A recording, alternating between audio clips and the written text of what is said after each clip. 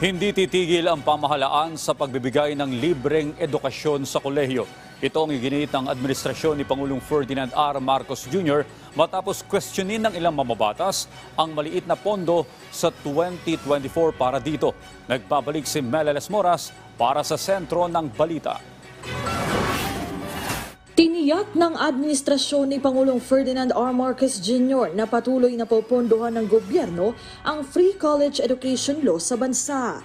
Sa plenary debates ng Kamara, isang issue sa libreng edukasyon para sa kolehiyo sa mga pangunahing natalakay. Pinupuna kasi ng ilang mambabatas ang tila manipis na alokasyon para rito sa ilalim ng proposed 2024 national budget. Absolutely.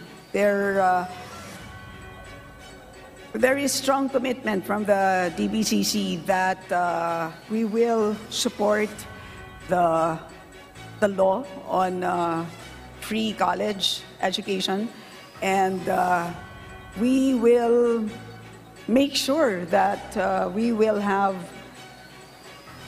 sufficient funds to support that law.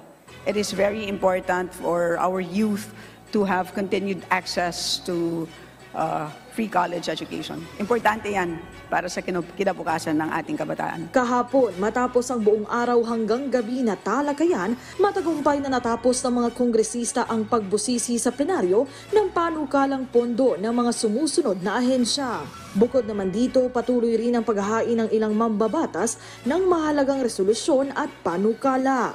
Katulad ng House Resolution No. 1302 na inihain ng ACT-CIS Party List sa pangunguna ni House Deputy Majority Leader Erwin Tulfo kasama ang dalawa pang mambabatas na nagtutulak na maimbestigahan ang mga palpak na electric cooperatives sa bansa, at House Resolution No. 1305 na inihain naman ni OFW Party List Representative Marisa Del Mar Magsino na naglalayo namang mabusisi ang issue ukol sa pagtatayo ng OFW launches sa mga paliparan sa bansa. At ano na ang balita rito?